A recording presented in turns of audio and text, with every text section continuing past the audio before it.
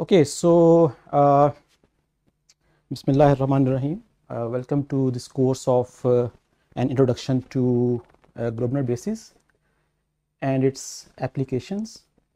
So I am Sarfraz Ahmad. I am basically a professor of mathematics at COMSATS University, Islamabad, Lahore campus. So firstly, I would like to thank CIMPA for giving me this opportunity to record this course here in CIMPA in Nice. So actually I am in on a special visit under this CIMPA research in pair program. So I was in Philipps University Marburg before for 5 weeks, and now I am coming to here for recording of this course. So what is the main purpose of this course? What is a Gröbner basis? Gröbner basis, you can consider a different set of generators for an ideal. Okay, so for example, after this course you will be able to tell that what are the applications of algebra. I mean, this is one motivation you can consider. This is purely an course based on the applications of algebra in almost all fields. How for any type of physical problem, you transform it in the form of equations, and those equations are always in the form of either polynomials or in the form of differential equations.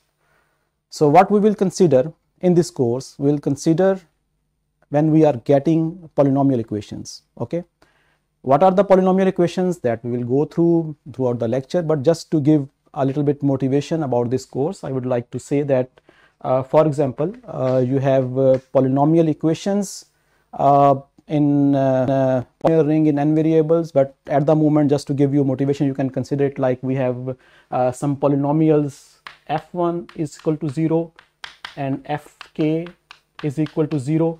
So this, for example, you are getting it from some any physical problem. You have some physical problem and you transform it into mathematical form, you are getting some equations. For example, in the case of linear case, when you have you want to find a solution, in linear case you have linear equations, and those linear equations are solution in the form of points. For example, if you have two lines, then this central point is actually the solution of that system of two lines. Okay, and if you have another line, for example third one, you can say okay, this is a solution of these three lines. So these are linear equations, but in this course we will consider similar system which are actually not only linear, but they are also polynomials of higher degree. This is one thing. Okay, in linear system there are a lot of methods to solve. For example, Gauss-Jordan method, Gauss elimination methods, and you have system like, say for example 2x minus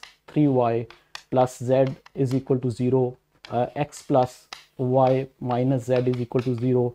For example, this is a linear system, two equations in three unknowns, and you have lot of methods to solve this system, and after a solution, for example, you are getting, okay, let me add one more equation, 5, 6, and let's say you are getting its solution in the form of x is equal to some a, y is equal to some b, and z is equal to some c. So there are plenty of methods to solve this linear system, well-known methods.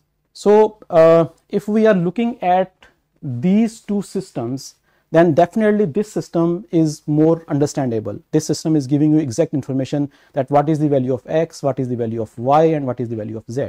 But you cannot tell after looking at this system. So you can say this is a better representation of this system. So this new system is a better representation of this original system. So what we are going to do, we are going to do a similar thing, that we have a system of equations, but now it is not in linear system. This is in higher order polynomials, and we are looking for a better representation of this system. And this better representation, you can say we call it as a Gröbner basis, which is a better representation of a given system of polynomials. Okay, again, so you have a physical problem. That physical problem, you transform it in the form of equations, and after that, getting those equations, you are looking for some solution. Solution, that means those points where all those equations is actually equal to 0, and for to find that solution, we want to have some better representation, and that better representation is given by this Gröbner basis. So this is the main motivation of this course, that we are looking for applications of physical problem using this mathematical technique of algebra and this Gröbner basis. One thing I forgot to tell, that during this course, if you have any question, so you can write it on in the messages. If there is something important, I will see and I will answer right after. But if there is something I have to tell after during the break, I will consider it there. And if you can't listen me or any other issue, you simply write the message and we will follow accordingly. Okay, getting back to this thing, our main object of this course will be a polynomial ring.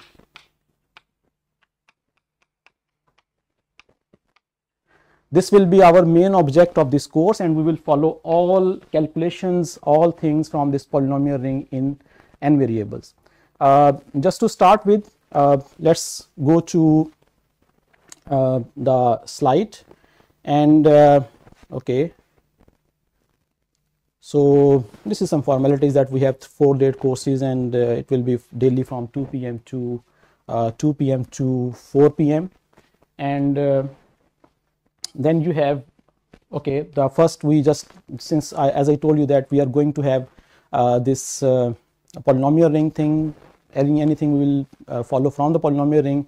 So we start with this some little revision from this rings, and that revision is that a commutative ring with unity is a non-empty set R with the addition and multiplication, such that R is a commutative ring, and multiplication is associative and commutative, and there is a one element unity that is called multiplicative inverse, and this distributive law holds. So this is about the ring, the definition of ring that we define on set for, and what are the examples. Z, Q, R, C are the main simple examples of a ring.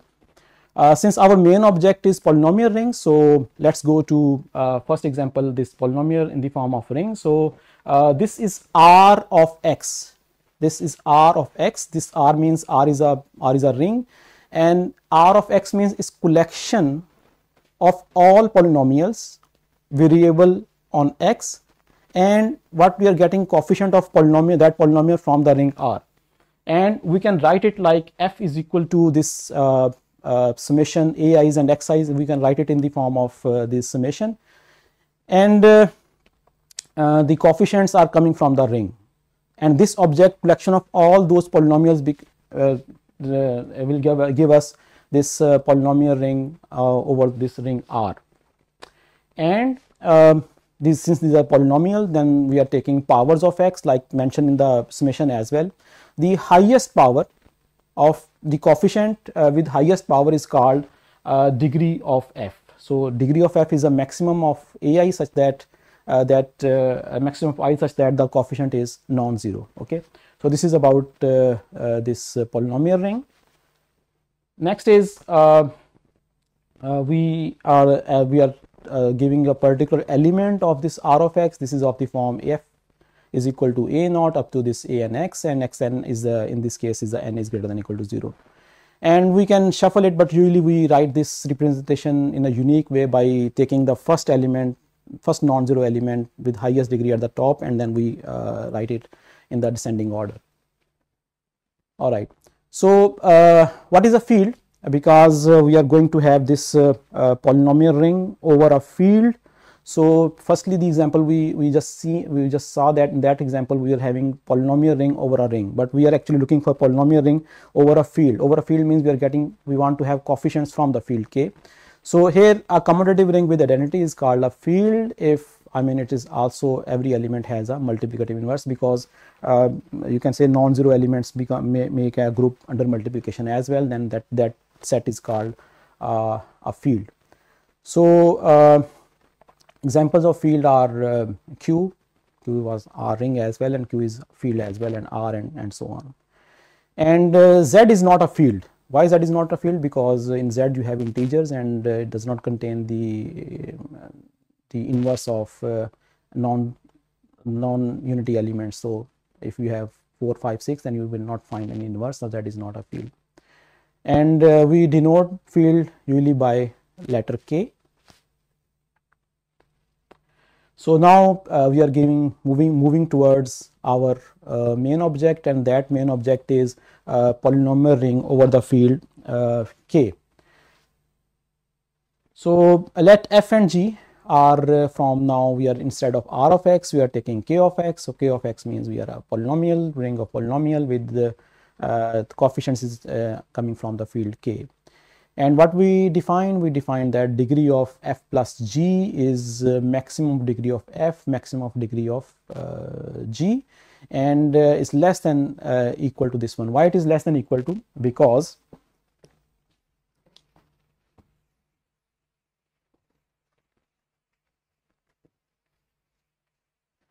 so if we for example, if we have some polynomials, say F is 2x cube minus x square, and G is equal to minus 2x cube plus x square, and when we are adding these two polynomials, then the maximum degree will be cancelled out, and what we get, the degree of the new polynomial, which is F plus G, will be less than this degree of F and degree of G. So it could be, if there is no cancellation, if there is no cancellation, that means that the degree of F is less than maximum degree of F and F. If there is cancellation, it will be either degree of F or degree of G. If there is a cancellation, then it will be definitely less than the degree of F and degree of G. And degree of product is degree of F plus degree of G. So now what is a division algorithm? Okay, so why we need a division algorithm while we are going towards the definition of Gröbner basis? I think this is one important point. I should first little bit say something about this thing. In the start, I give a motivation that we have a system of polynomials. Okay, and we are going to find its, I mean, a better representation of this system. For example, after some steps, we are getting this G1 0 and T is equal to 0. I write it K and T. Maybe the number of is different, as you remember that in the form of linear equation, when we solve it, sometime at one row becomes whole 0, so we can have a less number of equations than the original system. So when we say that, okay, after some steps we are getting some new system, so what is the guarantee that after getting this new system, this system is actually represents the original solution system? That means what we will do, we will generate an ideal, the definition will come later, generate an ideal F1 up to Fk, and we consider ideal which is generated by this G1 up to Gt. Then what is the guarantee that these two ideals are actually equal? These ideals are equal means they represents the same system. So what we will do, we'll take one element from this system and we'll check whether it belongs to this system or not, and conversely we'll take from one system from this polynomial, from this ideal, and we'll see whether it belongs to the original one or not. So what really we do, we want to see that F belongs to this system or not. This is a very famous ideal membership problem.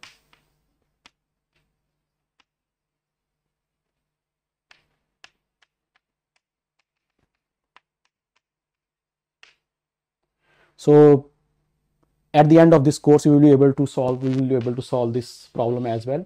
So this ideal membership problem means that we are given a polynomial F and we want to see whether it belongs to certain ideal or not. So what we do, we divide this F with this F1 up to Fk. So there we need this division algorithm. This is the main motivation of getting this to this concept of division algorithm. Why we need this division algorithm? Because we in the end we have to check whether given polynomial belongs to an ideal or not. This is our actually main motivation, or this will lead to our main goal. So let's move ahead back to this division algorithm. So we divide this is just a starting. We are in a polynomial ring in one variable, and we will go to polynomial ring in n variables. So for the one variable case, it's very simple that we say that f and g are given two polynomials. Then there are polynomial q and r. We call q to be quotient and r to be remainder, and we say that f is equal to q times g plus r, and this is the representation after we got after dividing f by g. Okay, so we can go through from proof of this division algorithm. We say that if degree of f is less than degree of g, that means we are going to divide g with f. We're going to divide f by g, and when degree of f is itself less than degree of g, then we simply say that this q will be 0 and r is actually equal to f. So itself it becomes the remainder. So what is outcome of this division algorithm? The outcome of this division algorithm is we need quotient and we need remainder. We are given with f and g, and we need this quotient and remainder. So in case when degree of f is less than g, the outcome is that quotient is 0 and remainder itself f. So if degree of f is greater than or equal to degree of g, then we can prove this division algorithm by induction on difference of their degrees, that induction on n minus m. This n minus m definitely in this case will be greater than or equal to greater than 0. Why? Because if it is equal or less, then it's negative, so we are not going there. So if it is n minus 1, so if the degree of f and g are equal in this case, less than this case is gone. So if degree of f and g are equal, then we simply degree equal means that a highest degree of f is equal to highest degree of g, and if we want to divide it, we just need to equate coefficients of f and g. How do we equate coefficients? The highest the coefficient of f with highest degree is a n, and the coefficient of g with highest degree is b m. So we just need to multiply g with a n over b m. This a n over b m will guarantee us that the coefficient of highest degree will be equal. So that degree equal means when we subtract it from f, that we will get the cancellation, and that cancellation means we have f of g is equal to r, and definitely when we have cancellation, that means the highest degree is gone. So that means the degree of r is less than degree of g. That's what we required. So in this case, the quotient is given by a n over a n over bm, and the remainder is this difference. So this is for n is equal to m. Moving ahead, if we have when n is greater than m, okay, then again we need to equate coefficients of the highest degree of x. So in this case, we can equate this again a n over bm, and then since we are equating and degree of g is less than degree of m, we first need to equate the both degrees as well. So we need to multiply with something so that the coefficient becomes equal. So in this case, it is x raised to the power n minus m over a n over bm. This will be part of this q1, and this remainder r1 is given by this relation, and ultimately when we subtract is f from this, and we get this r1, this remainder, and degree definitely will be less than degree of g. Now if degree of r1 is, in this case, now we are getting new remainder. So in that new remainder, if degree of r1 is less than degree of g, then actually we are done, because this is the requirement of the remainder, that in the remainder degree must be less than g. But if degree is not less than g, then we can repeat this process after multiple steps. When we repeat it, that means we can apply the induction hypothesis, that okay, we have already supposed that for any degree less than this is holds. So we will apply that induction, and we get that f is equal to gq1 plus r, and we have this simple calculation, and we get that this quotient is, in this case, is q1 plus q2. q1 is getting from this a n over b n, q2 is getting from our induction. So adding up these, we get this q1 and q2 and remainder r2, and this is outcome in this case. This is simple calculations to have this in polynomial ring in one variable. So this is how we prove this result on division and with remainder, this one in polynomial ring in one variable. Okay, so let's do one example. I think it's better to do this example on board.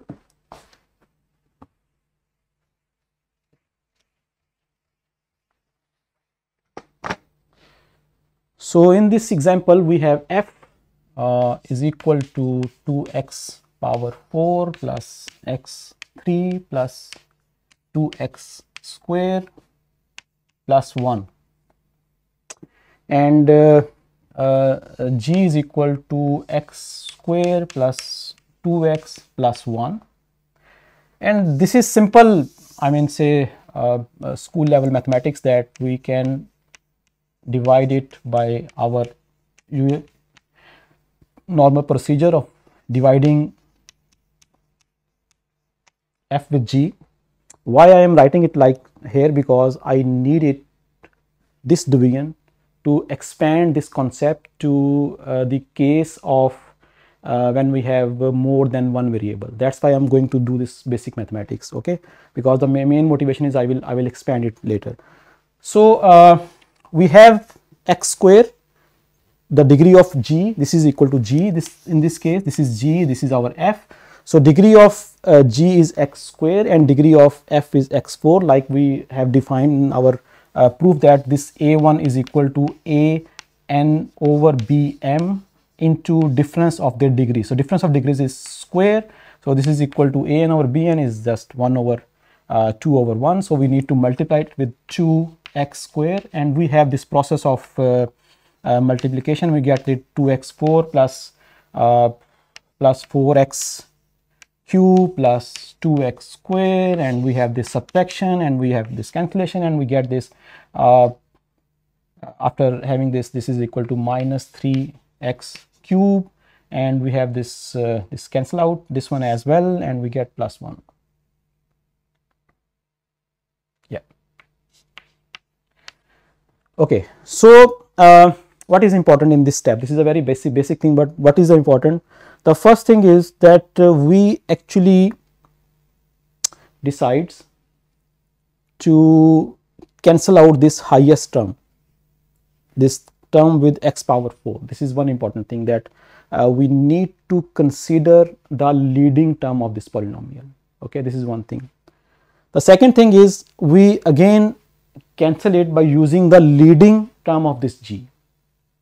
And the third thing is that we need some rule which tell us that how can we decide that what are the leading term of polynomial if we want to expand this concept to polynomial ring in more than one variable.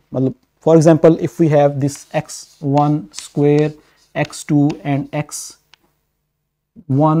x2 square, this is two products in more than one variable, then what is the guarantee that this one is greater than or this one is greater than? Okay, so when we are going towards more than one variable, we need a rule to have this. Okay, so this is the main thing, that we will use some rule, and some we define those rule later, but the idea is that we need those rule which is compatible with respect to this simple division, that okay, we need leading term, we need to cancel it out, and after cancellation, after multiplication, still the same condition hold, that this is less than this one. So that rules we will define when we expand this concept to more than one variable. Okay, so in this example we have this this simple calculation, and we get this quotient is equal to 2x square minus 3x plus 6, and r is equal to minus x minus 5. Okay, so when we have two polynomials f and g, we say that g divides f completely if the remainder is 0, and then simple f is some multiple of g, and in this case we say that f is equal to q times g. For the case of one variable, we again need another definition, which is greatest common divisor. Greatest common divisors means that you have a polynomial with this condition, that if h if f and g are two polynomials, we say that h is a greatest common divisor of GCD of this f and g if h divides f and h divides g, and for some other elements, if h for other elements h prime, and if that h prime divides f and h prime divides g, that means that h primes also divide h. So if this condition holds that this is the greatest common divisor of this, then we call this to be a GCD. Okay. For the case of one variable, we need GCD, but later we may not need that. Think of GCD.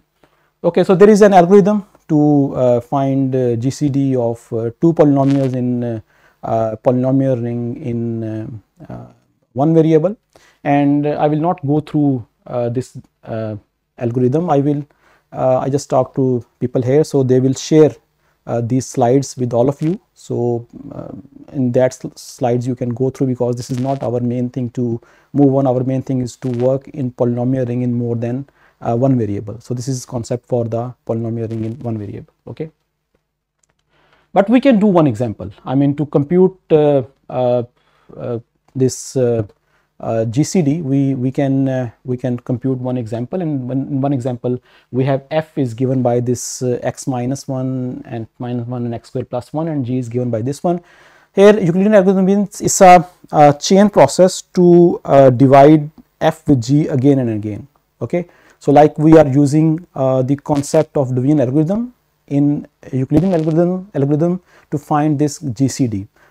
So as a first step, if we are going to have f GCD between f and g, if f is greater than g, then we divide f with g. In this case, for example, the product is given by this thing, and then we have g given by this polynomial, and when we divide it, we could get quotient x minus 3 and plus this remainder 6x squared, because degree of this 6x squared is less than this x3, and then we repeat this process. Now we divide this g with the remainder 6x squared. Okay, this is a chain process one by one. So then when we divide this g with this remainder, with this get a new quotient, which is 1 over 6x plus 518, and the remainder is 4x minus 4 over 9x minus 4 over 9. So then we have to divide this previous quotient with this new remainder, and if we get remainder 0, then this last 4 over 9x minus 4 over 9, the last element in which we divide this polynomial is our GCD. So this is a process of finding GCD, and this we use in polynomial ring in one variable. Okay, so next we have small result that we have that if f and g are two polynomials in polynomial ring in n variable, then GCD exists, and unique up to multiplication of coefficient a. You know that when we are working in polynomial ring in one variable, more than one variable, and we are taking coefficient from field k, then it doesn't matter that what is the leading coefficient, because if the leading coefficient is 3, for example, then since we are in a field, then 1 over 3 is also there. So we simply can multiply that coefficient with that multiplicative inverse, which always have in the case of field, and the leading coefficient can always be 1. So it doesn't matter. So it's up to multiplicative of up to the leading coefficient. This GCD is unique. Okay, for the case of one variable. So this is again a small lemma, and it states that if f is in polynomial ring in one variable, then its multiplicative inverse exists if and only if f is a linear, that f is actually generated by some linear polynomial. Otherwise, if is not linear, then we cannot find any inverse in this case. Inverse means that if we multiply f with f inverse, then we get the multiplicative identity 1.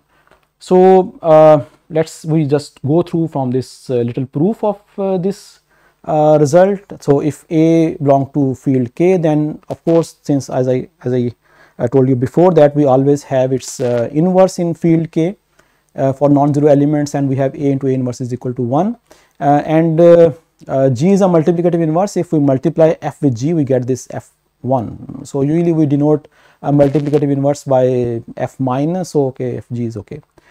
So actually we want to get that the degree, since two equations are equal, so degree should be equal. So degree of 1 is 0, so degree of f and g, and then that means we need in this case degree to be multiplication of the addition of two degrees should be equal to 0. And since we are in the polynomial ring, we cannot have degree negative, so only possibility is that is equal, or this is only possible when we have both degrees equal, and this is the only case when we have this a to be a linear polynomial having some coefficients. Okay, that was a simple proof.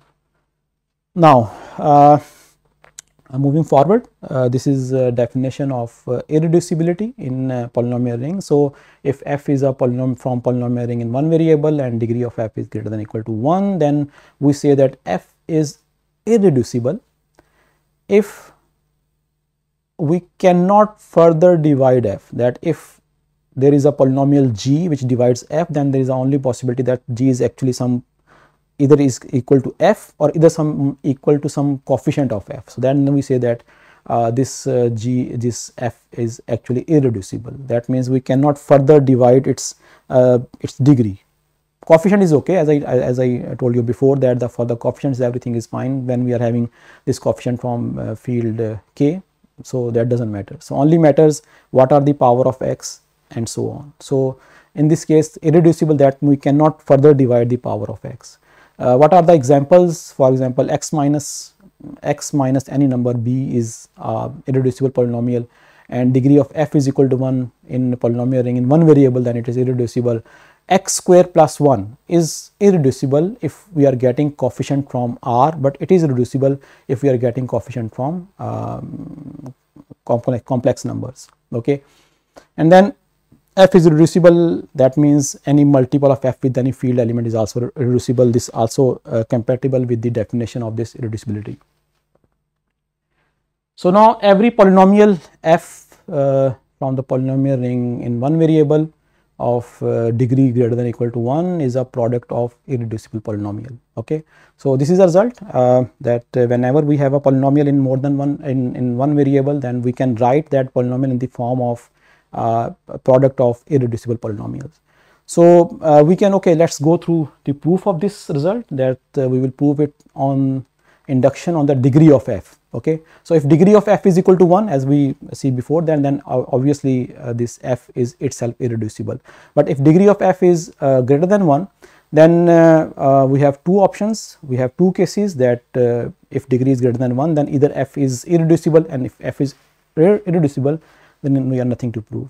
But if is not irreducible, then there is some g such that g divides f, and because if it is reducible, then we can find a polynomial which can divide it, then for some f, and that means f is a multiple of that polynomial g.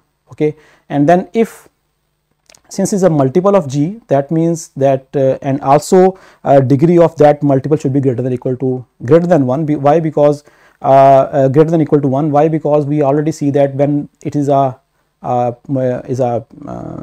constant polynomial, then degree is 0, and this is satisfies the definition of the irreducibility. So degree must be greater than or equal to 1. Degree greater than or equal to 1 means that now the degree of nu is less than the degree of f, so we can apply again the induction, and by induction that it is a product of, because anything below that degree is already a product of irreducible polynomials. By adding that, this is the new one is also irreducible. You can go through this proof, simple proof. We'll share the slides with you. Okay, now let g be an irreducible polynomial, and h1 up to hs such that g divides this product of irreducible polynomials, and then that means that g divides hi for some one of them, because if it g is irreducible and h is a product of h1 up to hs is a product of polynomials, and if g divides g divides the whole product, that means g will divide only one of them. The proof is there, you can go through, it's not important, so I'm just also skipping this proof. You will go through from this proof later. Okay, so now we have a result that f is a polynomial, f is a polynomial from a polynomial ring in one variable of degree greater than or equal to 1, and if f is a product of irreducible polynomials, say g1 up to gr and h1 up to hs, then if it is a product of irreducible polynomials, then that means this is only possible when after some renumbering actually each gi is actually equal to hi with some multiples of coefficients. Coefficient doesn't matter. So that means after renumbering we can get if another irreducible polynomial, but this is actually the same irreducible polynomials like g is equal to hi for all those. Only there could be a difference of coefficient, that okay, for example g1 has a coefficient 2 and h1 has coefficient 1 over 2, and then after renumbering that we can that both are equal. So again I am skipping this proof as well because it is mainly about the case of one variable, that in one variable we can have these results. Our main motivation or main goal is to move towards the cases when we have more than one variable. So this is a simple proof in which we equate and then we have this results of I mean you can go through from this proof. This proof is quite simple. Now let's move to a first main stop of our course, where we are going to define object from polynomial ring in more than one variable. The first object we are going to define is actually a monomial. What is a monomial in polynomial ring in more than one variable? In the case of one variable we are simple having powers of x, I mean x1, x2, x3 and so on, x different powers of x, but in the case of more than one variable there is no only one variable, there is more than one variable x1 up to xn, and the product and powers those variables is called a monomial. For example,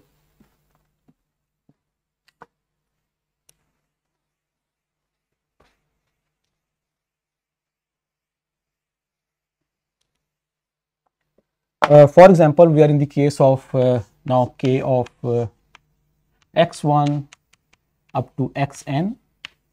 So this object is actually polynomial ring in more than one variable, and we are getting coefficient from field k.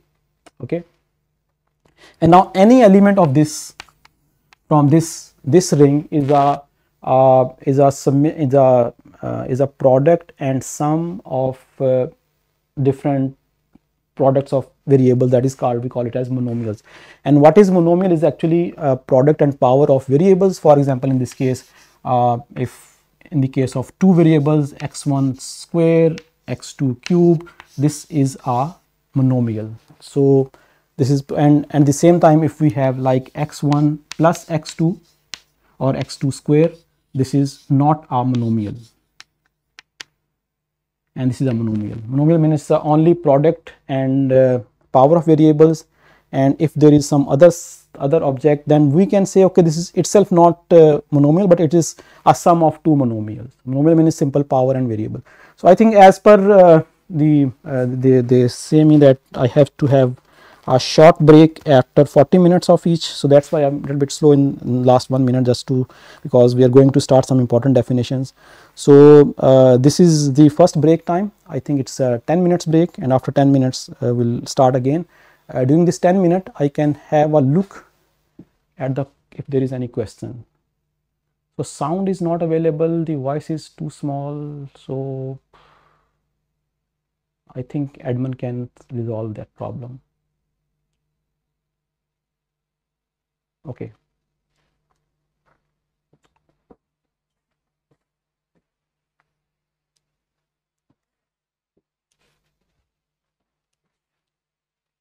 So we'll restart. We'll restart after 10 minutes.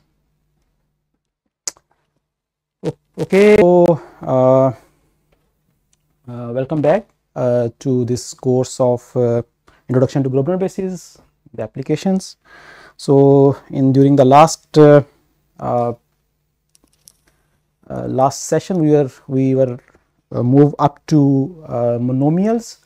So what are the monomials? Monomials are actually product and power of variables, like if we have in the case of k of x1 and x2 only, then we have products in the form of x1 and x2, and I was given some example that this is a monomial, and this, if we have a sum in between, then this is not itself a monomial, but it is a sum of two monomials. So we are going to go through some more properties of these two monomials, but before doing so, I just want to say that this, even in the case of this k of x, this polynomial ring in one variable, this is also a vector space, okay, and it is a vector space, so that means it also contains a basis.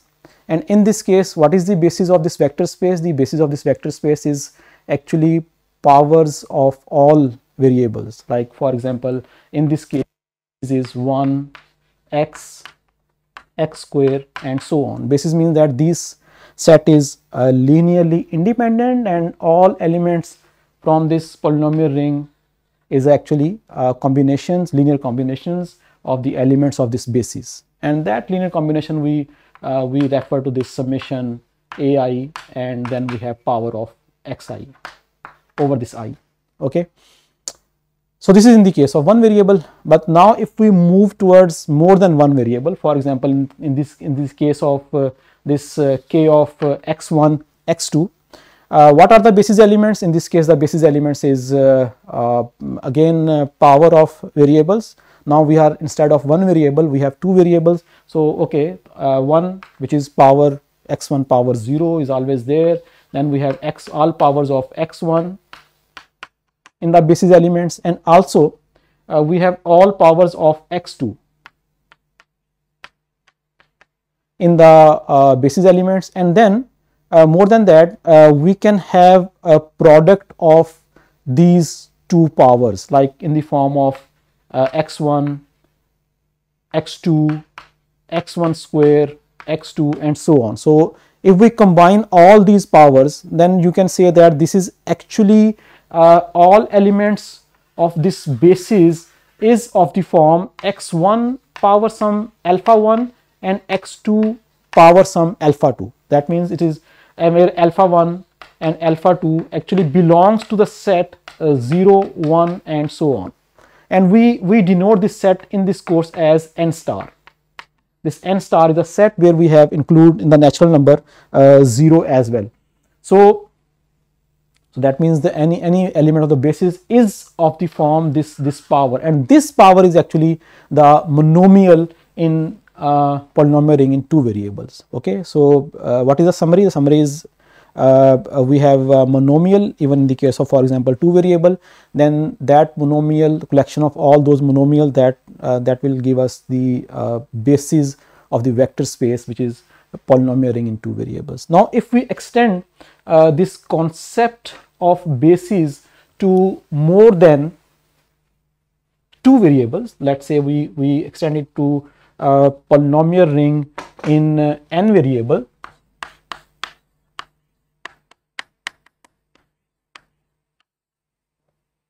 So in this case, the what are the basis elements? Basis elements is power of xi, x1, x2, xn, all those powers. Then if we have multiplication of these two powers, then it also will go into the basis. So in principle, we can say basis contains all powers and the product of variables, which is the definition of monomial, which we already discussed. So that means in this case, we can say a basis element of this form x1 alpha 1, x2 alpha 2, then we have this product and xn alpha n, okay. And this is equal to, we denote it by a monomial with u, and also we denote it by x power alpha in the form of vector.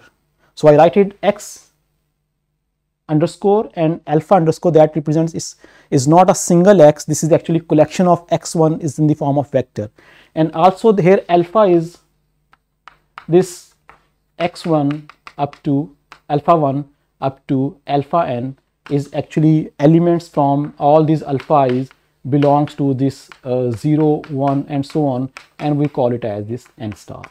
So natural numbers including 0. So this is a vector space, and basis of this vector space, and also there are how many powers are there. So indeed, even for the case of one variable, there are infinite many powers which we can have for x. So this is actually an infinite dimensional vector space, as you already know that the dimension of vector space is number of elements in the basis. So this k of x1, x2, and this polynomial ring and variables, these are actually infinite dimensional vector space, and in this case the elements of basis are actually those monomials which are actually product and powers of variables. Okay, so now let's move to our slide again, and in this case we have that in the case of one variables we were having this the degree of a polynomial to be the highest of the degree of x, but in this case there is no x, there is more than one variable x1, x2, xn. Then instead of degree we call it as multi-degree. Okay, multi-degree means it's sum of all alpha i's. Okay, that if monomial is alpha 1 plus alpha 2 and alpha 3 and so on, we call it as a multi-degree of that monomial. Okay, and next is how do we define multiplication of two monomials. Multiplication of two monomials mean that we have two monomials, say x alpha, x beta, then their product is we just need to add the values of alpha 1 plus alpha 2, alpha 2 plus alpha 1 plus beta 1, alpha 2 plus beta 2, and so on. So this is actually sum of entries of alpha i's, and we get this product. Okay, and okay, this is a small proof that you can again go through from. This is very simple, and now we already discussed this point that we have this k vector space, and basis of k vector space is actually all monomials which are product and powers of variables. Okay, and next is the notation of this any element from this polynomial ring. Let's move back to board again.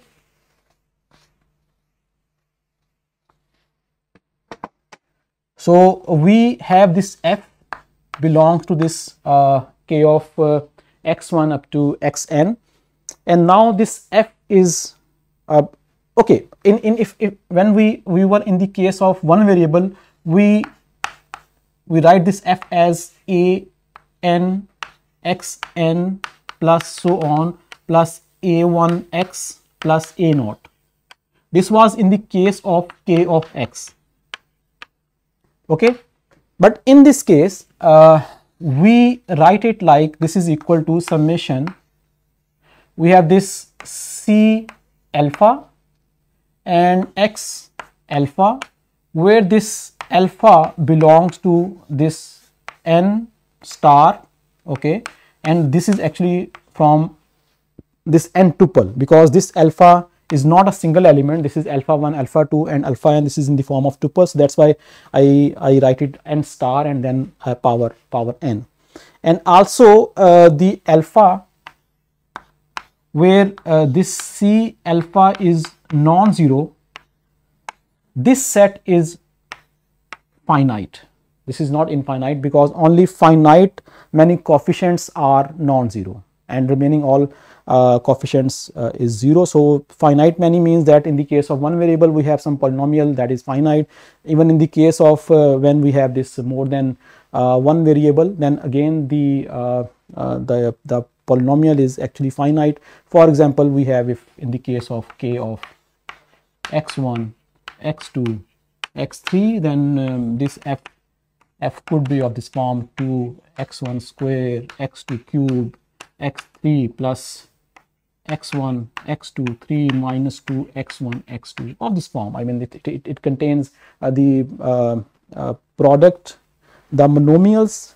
These are the monomials, and then we have coefficients from field k, like here all these alpha is actually belong to field k, and we have a polynomial of this form.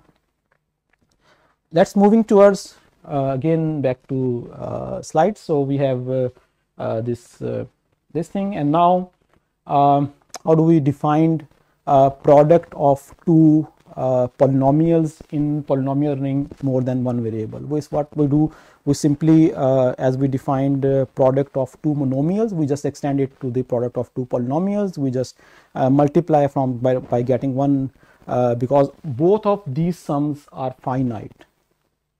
So these sums are actually collection of finite polynomial, they are not infinite polynomials, and then we simply multiply with starting from one monomial, we multiply with all entries of the second one, and then second monomial with all entries of the second one, and then we sum up and we equate elements with having same degree, same monomial. So that's why this is a simple notation to have this product of two polynomials. Okay, and okay. And what is the degree in this case? Degree of polynomial, we will actually this is, you can say, the main topic. How do we define the degree in this case? But at the moment we say that okay, how do we define degree of x? Then this max degree of f is maximum of degree of x alpha, where c alpha is non-zero. That means we have in this case that we just compute the degree of each monomial, and maximum of those we say that this is the degree of that polynomial. But there are some it's not that simple as in the case of one variable. In one variable we have only, if x power 4 is the highest one, then we have only one x power 4. But here when we define the degree to be sum of alpha is, then there is could be relation, there is the case when the degree is actually two terms has same degree. So that's the issue that we will try to resolve, and keeping in mind our motivation of that division which we called before. Okay, now this is just degree of two polynomials. Degree of two polynomials fg is equal to degree of f plus degree of g. Here is a simple result that actually extension of our previous result. Again, like in the case of one variable, we say that f is irreducible if degree of f is equal to 0. This is same for more than one variable case, that degree is actually equal to the polynomial is irreducible if and only if f is actually just a constant polynomial. Our proof is similar to that one. Okay, these are some generalization, as I told you before already, that our main motivation is to extend the concept of division from one variable to more than one variable. This is the main goal. Why? Because we are going to solve system of polynomials, and after that solution what we need actually to have this this division, and we need to extend the concept of division from one variable to more than one variable. Okay, so here are the examples that f is equal to x1, g is equal to x2, k of x1, x2, let's say, then degree of f is equal to, and degree of g is equal to 1, and if we assume that f is, I think it's better to do this example on board.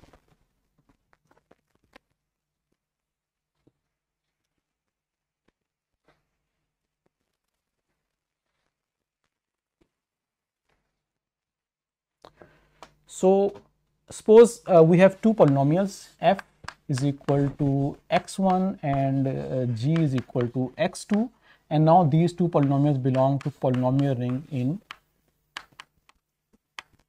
two variables. Here degree of f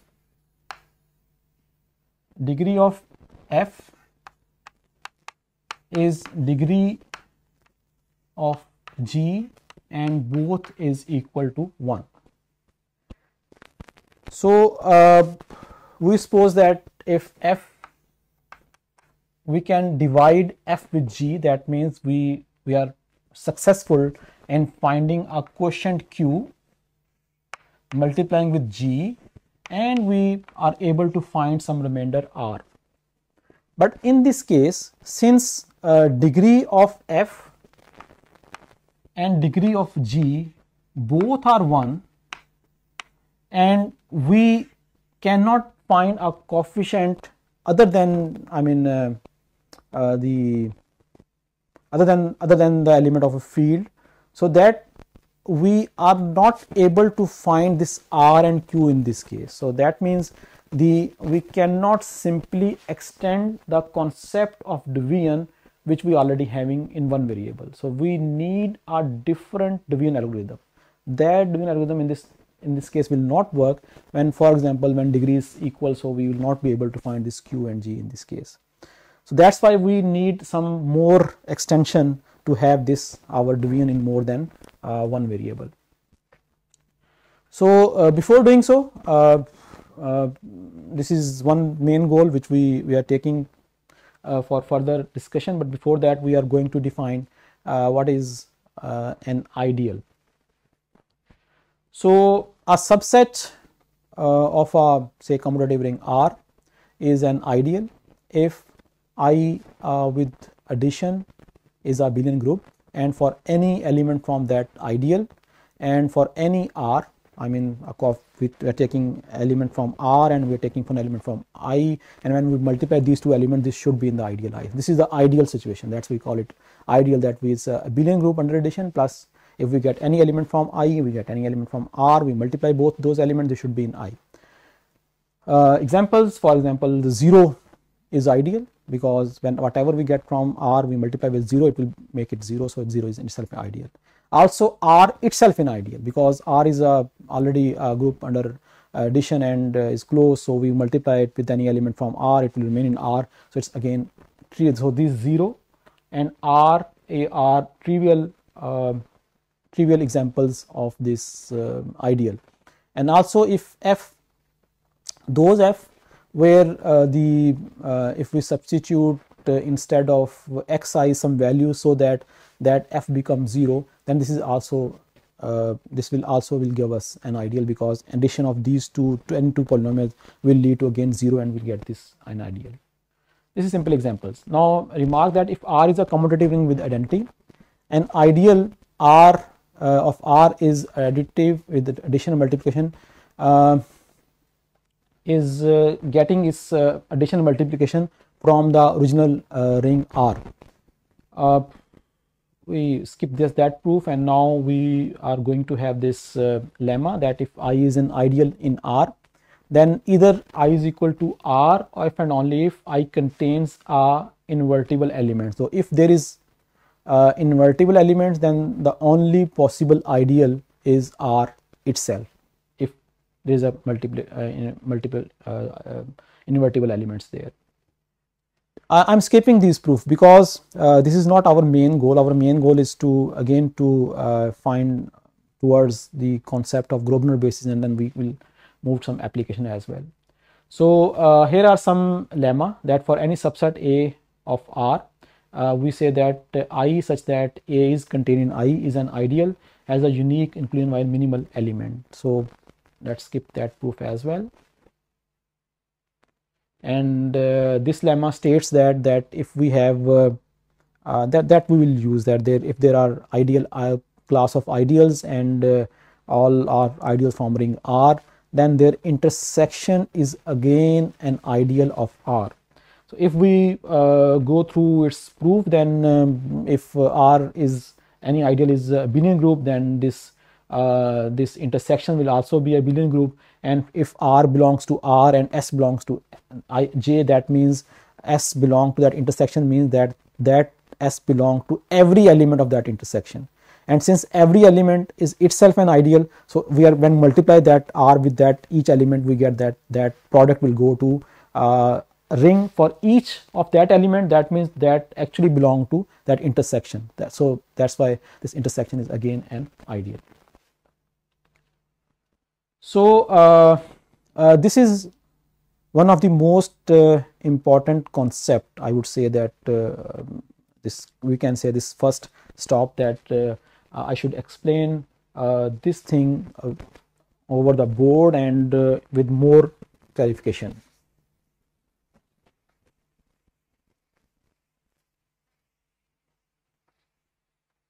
So at the moment, what we did, we defined polynomial ring, we defined its vector space basis, and we defined ideal for a general polynomial ring, for a general ring. So now we are going to have this ideal from some polynomial ring K of x1 up to xn, and we call this ring to be S, or we call it this ring to be R. Okay, that's so we say that that I is contains a set, say set A, and that set A is actually for example, that set A is f1 up to fr, and we will say that I is generated by this f1 up to fr. Here the main thing is the generating set. We write it like this, or sometimes we use this notation f1 up to fr. That means I contains all possible products of this f1 and their combinations. For example, if I is generated by f1 and f2, and say we are in the case of polynomial ring in two variable, and say f1 is x1 square x2 minus x1, and f2 is equal to x1 x2 square plus x2. So that means we have this f1, f2 means generating set of this f1 f2 is collection of all possible products of f1 with some elements are, okay, we say okay g1 plus all possible multiples of f2 g2, where this g1 and g2 belongs to our ring S, and in this case we have this S. This is a big object. This big object means if, for example, this G2 is 0. G2 0 means this product is this product contains all multiples of F1. If this G1 is 0, that means this product contains all multiples of F2. And if both G1 and G2, which we are getting from the ring ring S in this case, then this a combination of this F1 and F2. Okay, so this is a big object, very big object, which contains all multiples of F1, all multiples of F2, and multiples and sum of their products. So this is a big object, and this, if we define this object, we say that this is an ideal I, which is generated by F1 and F2. This concept is very important because you remember in the start I have an system Fk is equal to 0. So we actually define an ideal which is generated by this F1 up to Fk. So this is a thing that we are looking for. This I is actually generated by F1 up to Fk. That means it contains all products of F1, all products of F2, and so on, all products of Fk and their all possible combinations. So this is a big object. So this is very important that we should know that because this is from our one of the main object of this course, that we are going to deal with this type of object which contains all their products and powers and so on. Okay, so let's back to again, and okay, one thing I forgot to write, that this is actually equal to, if we increase if we extend it, this is actually equal to G1 F1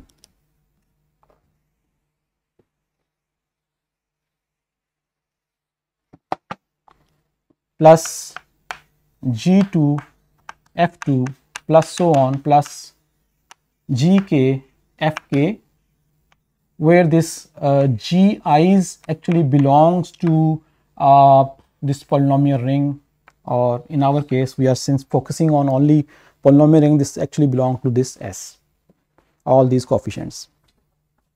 Okay, and okay, this is just a lemma which actually states that this F1 up to F2 is actually a generating set given by this thing. So this is just a small proof of what we have already discussed on the board, that if we say that this is actually combination of this, we take an element from this F1 up to Fr, and that means this is a product of this G1 F1 and GR, so that actually belong to the other part, and conversely we have all those combinations, and these combinations actually getting from this F1 up to F2. So this is a very simple, I will just try to prove very simple concept, that this generating set means this is a product of all these GIs. And also you can see that it also contains all product of F1 as well. For example, if this G1 is itself F1, it will becomes F1 square, F2 square, F1 cube, and so on. So it also can also contains these powers of Fi's. Okay, now moving again towards when we have ideals in the polynomial rings. So ideals in the polynomial rings has some special properties, since we are going to have our system from ideal of polynomial rings, so that's why we are going to have it. So this is actually we are going to summarize the generating set of ideals in polynomial ring over n variables. So as an example, you can see that we have this ideal in Q of x, and one simple example is we have ideals which are actually linear polynomials in that thing.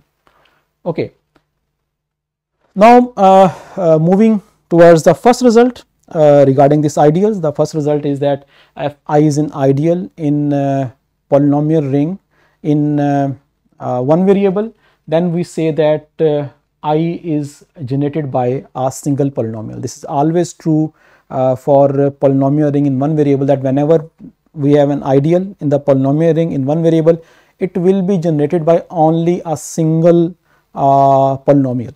This is what this result states. Okay, so we prove it. This result, that if I is a zero polynomial, for example, zero ideal, then generated by zero, that means it's generated by single elements, then we have nothing to prove.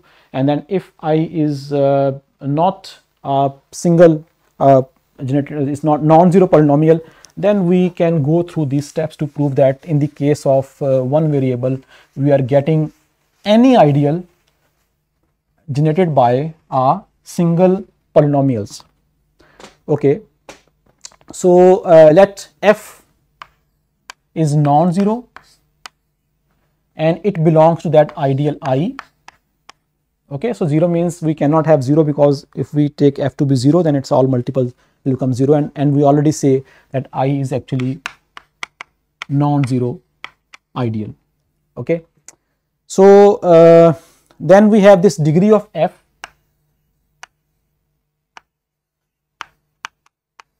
is actually minimum of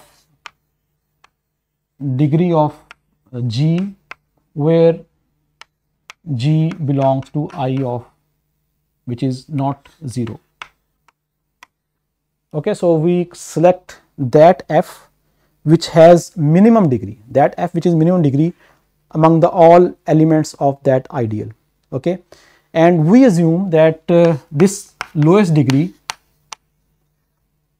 we will show that this ideal is actually generated by this f, which is minimum in degree in all polynomials which are in I.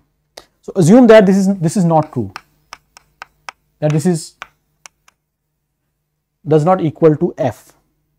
Now, okay, this is very clear that since f belongs to I, any product of f will in I.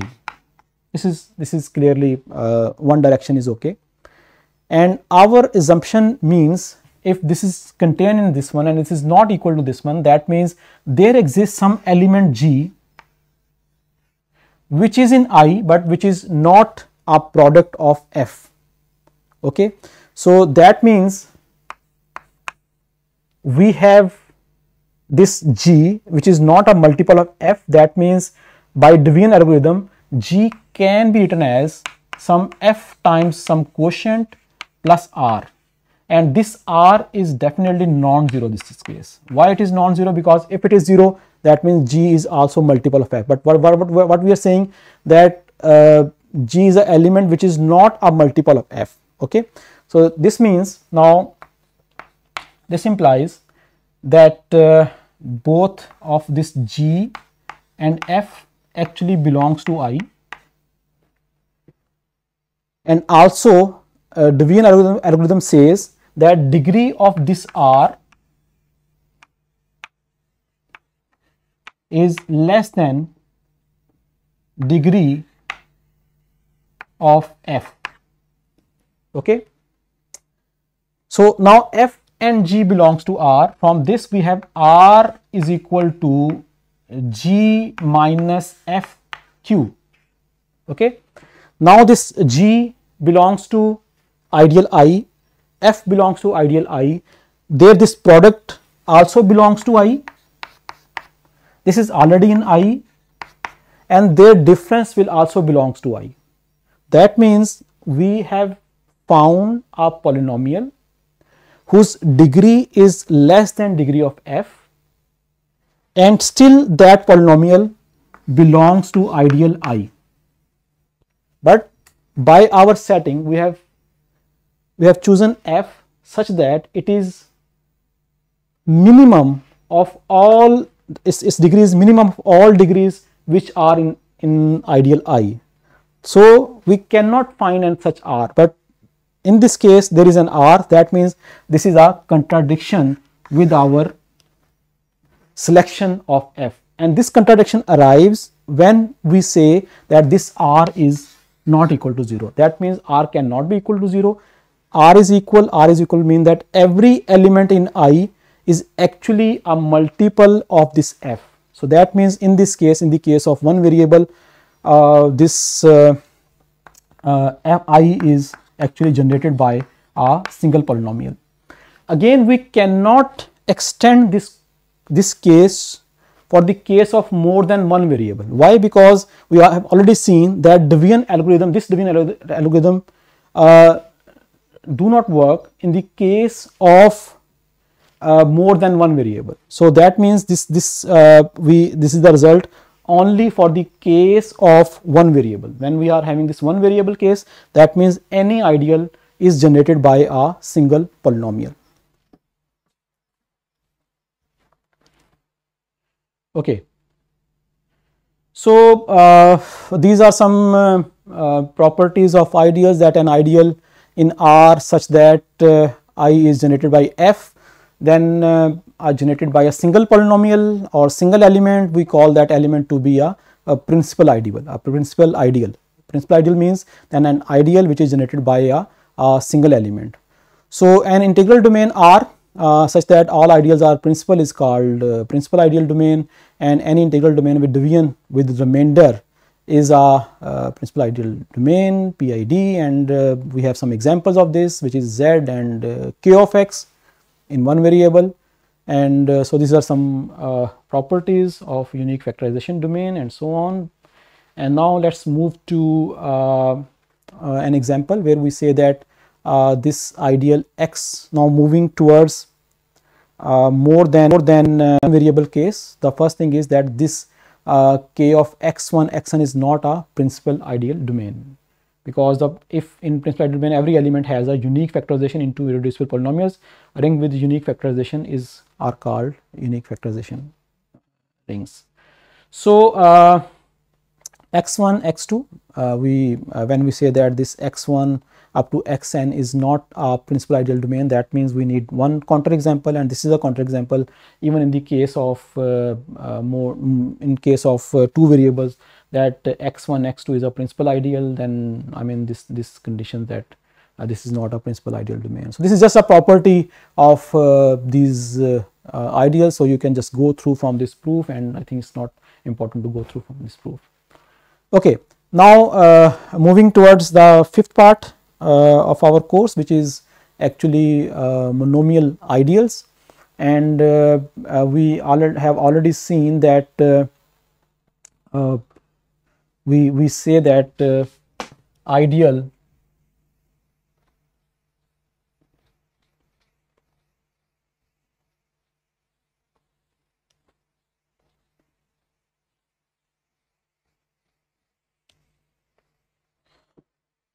we have already seen that I is generated by f1 up to fk. Okay, there is a result that since in this case this ideal is generated by some f polynomials, we call that such polynomial as finitely generated, that it is generated by finite many polynomials.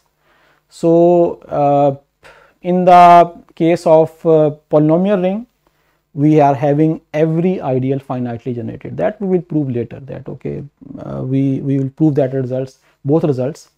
We have two types of ideals in polynomial ring, either it is generated by monomials or it is generated by polynomials, and then both of these cases are actually finitely generated. So one will be proved by Dixon's lemma, one will be proved by Hilbert basis theorem, so that we will prove later. But at the moment we are going to define this monomial ideal. So what are the monomial ideals? So we say that ideal is generated by f1 up to fk. We have already seen that definition, that this generating set means it is a product of all f1, fk and so on. Okay, now we say that I is a monomial ideal. I is monomial ideal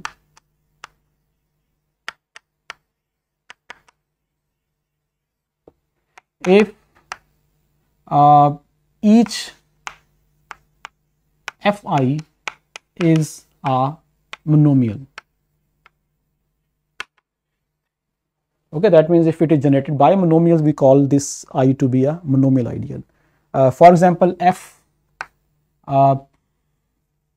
we say that I is generated by x1 square, x2, x2, x3 square, and we take that part from polynomial ring in 3 variables. Okay, and so this is a monomial ideal because it is generated by 2 monomials, and then we have this I, for example, this is x1 square plus x2, x1, x2. So this is not a monomial ideal.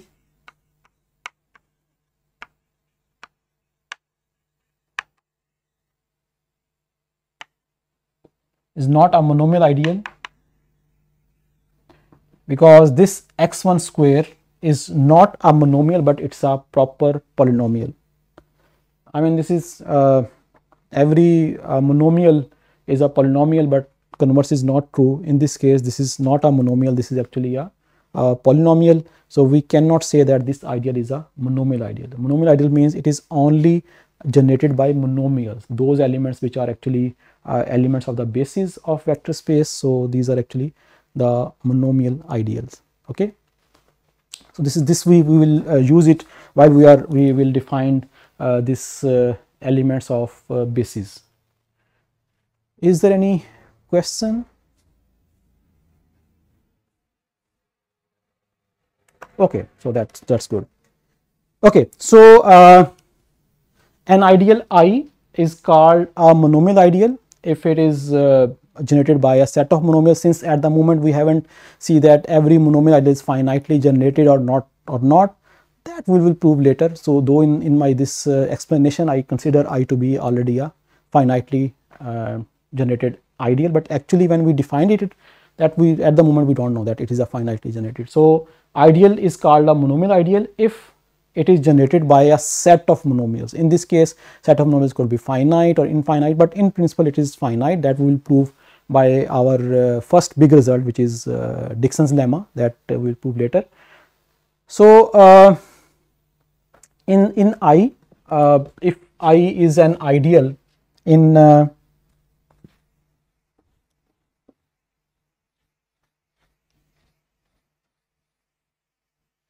so if I is an ideal in K of x1 up to xn, then there are two options, that either this I is generated by proper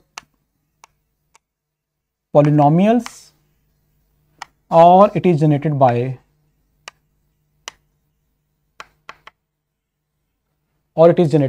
the monomials. But in principle, any ideal from K of x1 to xn is finitely generated. So it is finitely generated in the case of monomials by Dixon's lemma, which we will prove in our next session. And any polynomial ideal is also finitely generated. It is by Hilbert basis theorem.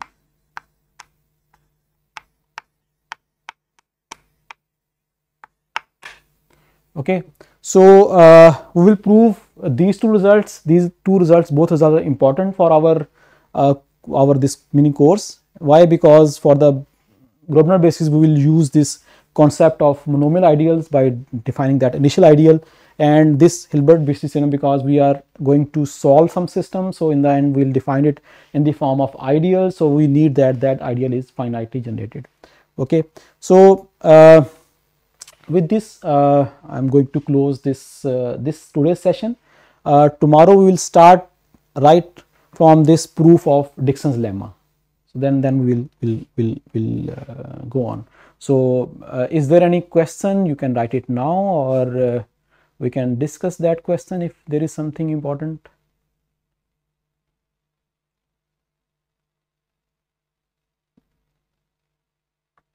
Okay, then thank you so much. So see you tomorrow.